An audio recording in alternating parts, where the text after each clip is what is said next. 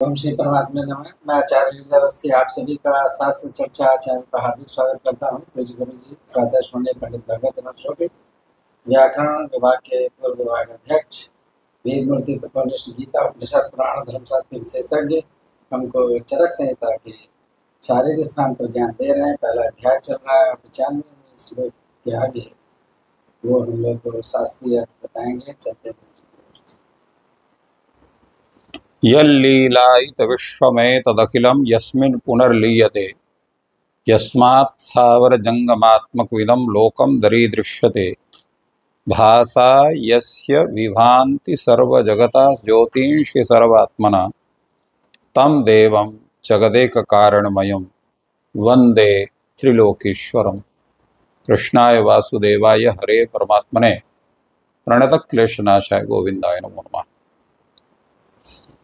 शास्त्र चर्चा इस चैनल से संबद्ध सभी विद्वद्गण, सभी जिज्ञासु छात्रवृंद, सहृदय सज्जन वृंद एवं इस चैनल के व्यवस्थापक आचार्य हरिहृदय अवस्थी जी, आप सभी का चरक संहिता के शारीर स्थान के प्रथम अध्याय जिसका नाम कतिधा पुरुषीय शरीराध्याय है उस पर आप सभी का स्वागत है।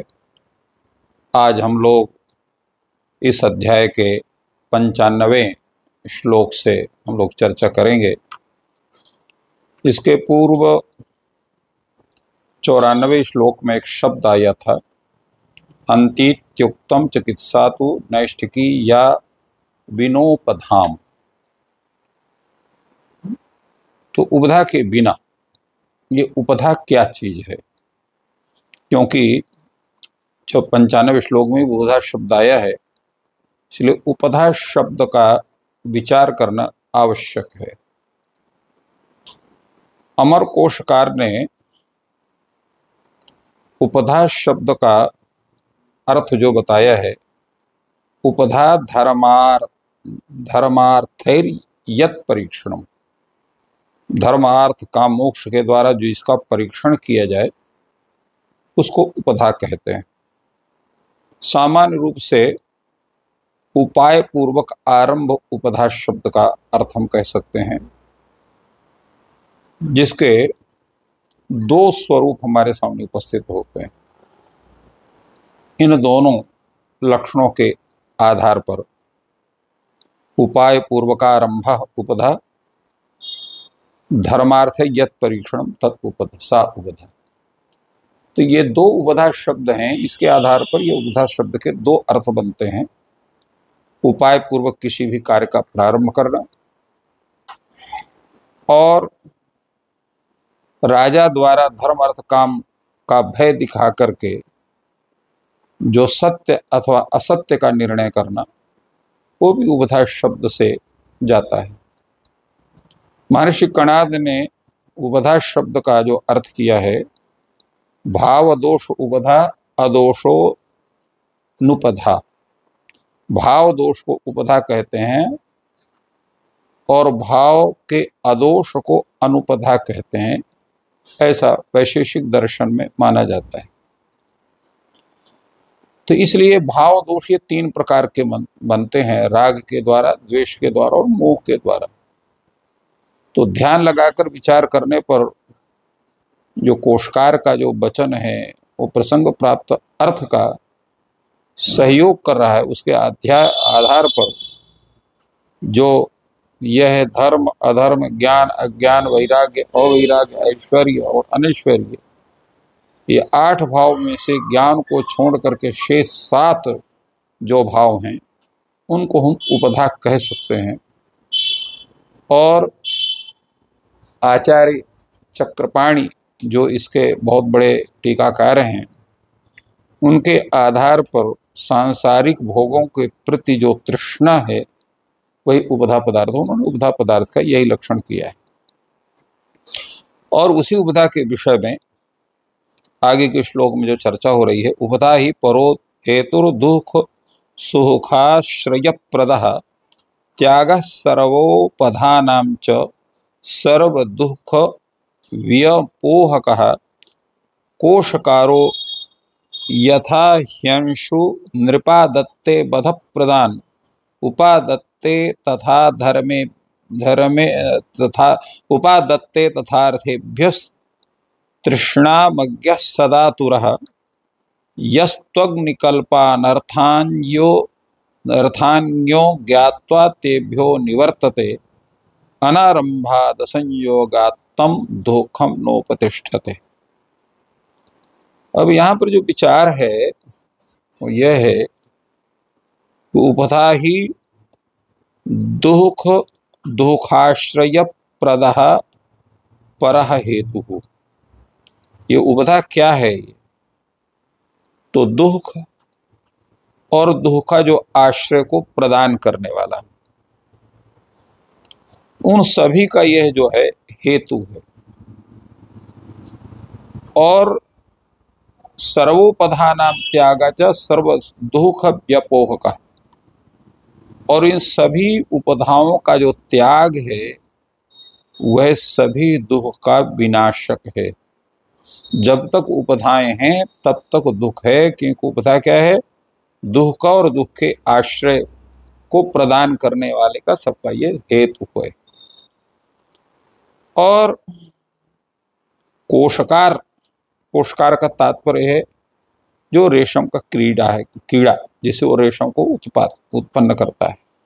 तो यथा कोशकारः अर्थात कोशा नामक रेशम का जो कीड़ा वह जैसे ही अंशून बध प्रदान अंशून उपादत्ते,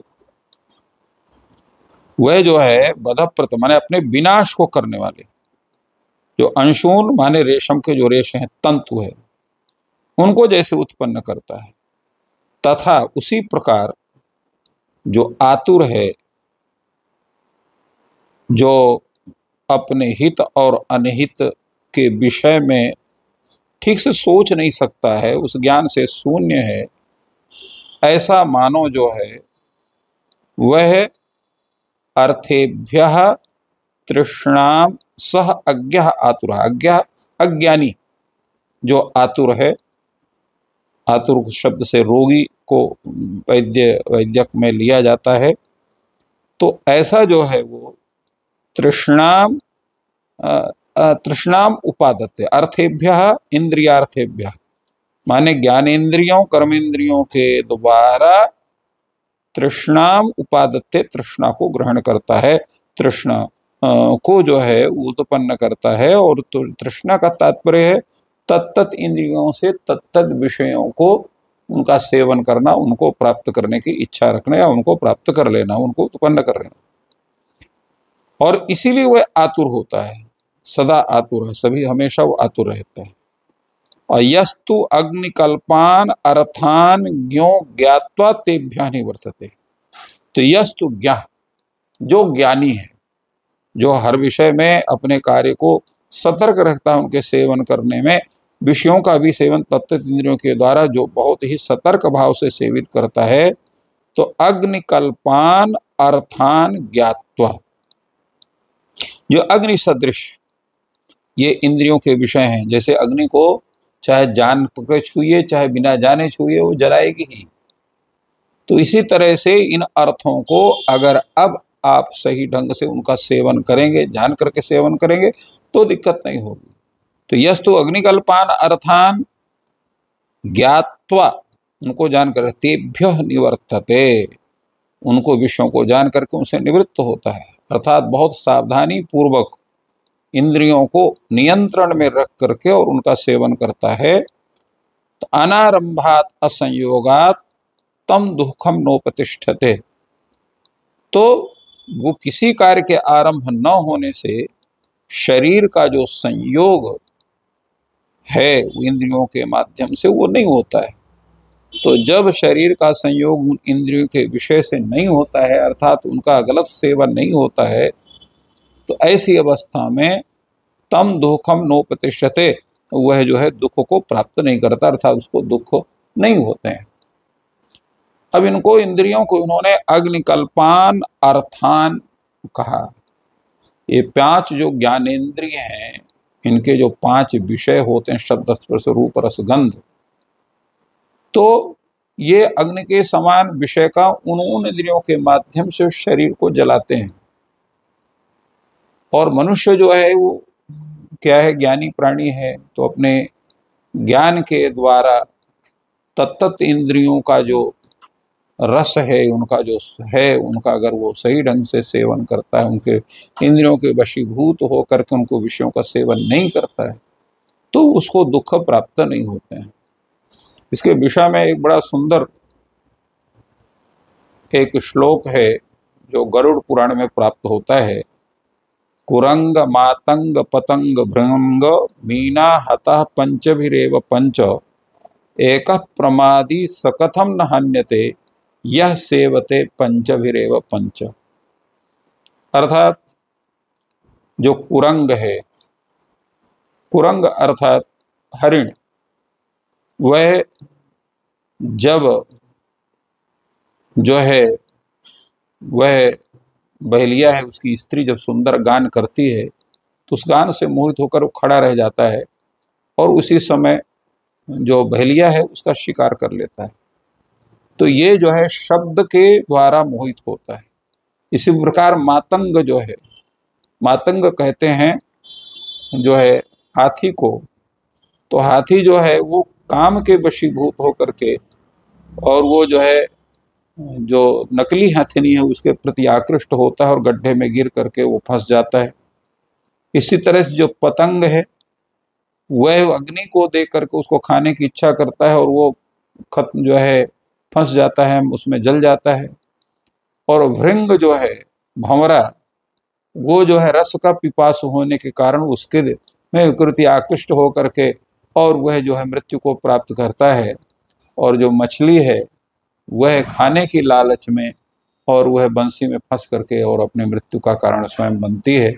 तो जब ये 5 प्रकार के जो दोष हैं, उनसे ये एक एक दोष के कारण जब ये पांचों मृत्यु को प्राप्त करते हैं, तो जो मनुष्य है, जो प्रमादी है, जो ज्ञानी नहीं है, ज्ञानी है, इन 5 प्रकार के इंद्रियों के विषयों का जो सेवन करता है, तो वह भला बताइए वो कैसे ही जो है वह जो है मृत्यु को प्राप्त नहीं होगा, कैसे ही वो दुख को प्राप्त नहीं होगा। और इसी बात को यहाँ पर जो है अपना बताते हैं आचार्य, धी धी धृति स्मृति विभ्रंशा संप्राप्ति काल कर्मणाम असात्म्यार्थागमश्चेति ज्ञातव्या दुख हेतु। दुख के हेतु कौन कौन से? तो दुख के हेतु में बताया गया धी धृति स्मृति का विभ्रंश, माने बुद्धि का, धैर्य का, स्मृति का नाश होना और काल कर्मणाम संप्राप्ति। धी का मतलब बुद्धि, धैर्य, स्मृति माने स्मरण शक्ति का भ्रंश होना, अर्थात ये काम करना बंद कर दें, और काल और कर्म की संप्राप्ति। और असात्म्य, असात्म्य का अर्थ होता है प्रतिकूल, तो असात्म्य अर्थागम, प्रतिकूल विषयों का संयोग की प्राप्ति होना। ये इतने दुख के कारण बतलाए गए हैं। तो जो विवेकी व्यक्ति है इन सभी कारणों को जान करके और अपनी रक्षा करता है। विषयाभिनिवेशो यो नित्यानित्ये हिता हिते गेयस बुद्धि विभ्रंशा सम बुद्धि ही पश्यति।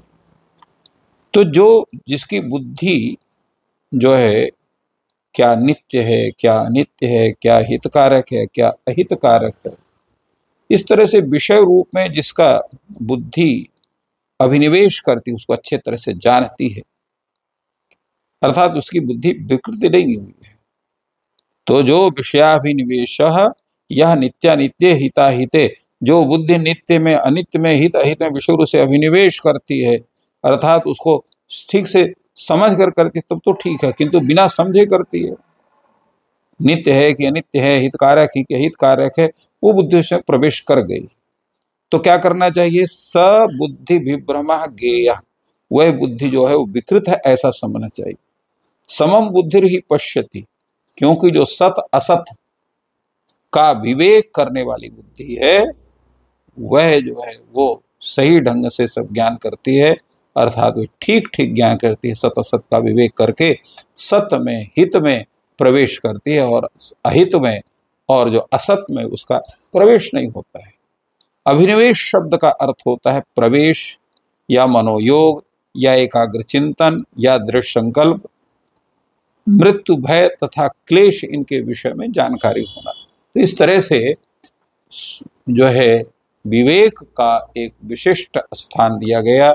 इंद्रियों के विषयों का सेवन में अत्यंत सतर्क होकर के जब हम करते हैं तो हमें दुख की प्राप्ति नहीं होती है और स्वस्थ जीवन हमारा व्यतीत होता है। तो इस प्रकार गुरु जी ने चर्चा की कि इंद्रियों और उनके विषय का संयोग करना है, अतियोग, अयोग, मिथ्या योग ये नहीं करना है, पूर्ण विवेक से उनका प्रयोग करना है। और 5 उदाहरण बता दिए कि विशेष करके उनके कैसे जीवन भी चला जाता है। तो दुखों से